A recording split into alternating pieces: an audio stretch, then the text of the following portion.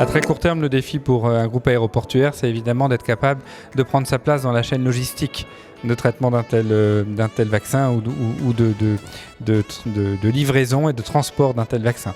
Les aéroports parisiens ont les meilleures certifications pharmaceutiques maintenant depuis des années, donc on est prêt à Paris pour évidemment accueillir ces vaccins. On le sera prêt dans les autres aéroports du groupe. Ce qui est plus intéressant, à mon avis, c'est le sujet de moyen terme. On est sur une reprise du transport aérien que chacun attend relativement lente et par étapes, dans laquelle en 2021 à Paris, on pourrait retrouver une grosse moitié du trafic de l'année 2019 et puis on pourrait retrouver les trafics d'avant-crise en 2024, 25, 26.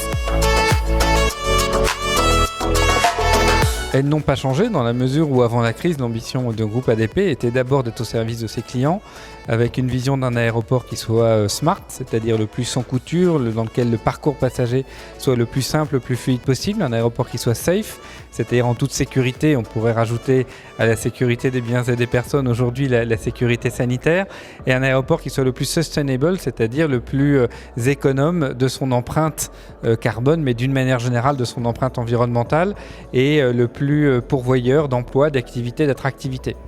Donc ça, cet élément-là de stratégie qui est absolument majeur, il reste et il n'est pas du tout invalidé par la crise. Bien au contraire, la crise est venue amplifier des besoins d'investissement ou un engagement sur les thèmes que je viens d'évoquer. Je citerai un seul exemple. La crise nous amène ou deux exemples. La crise nous amène à avoir des infrastructures plus flexibles pour pouvoir s'adapter à des situations de type de crise sanitaire. Et deuxième exemple, la crise nous amène à prioriser nos investissements dans le parcours passager et notamment sa dématérialisation afin là aussi d'être au rendez-vous de la reprise.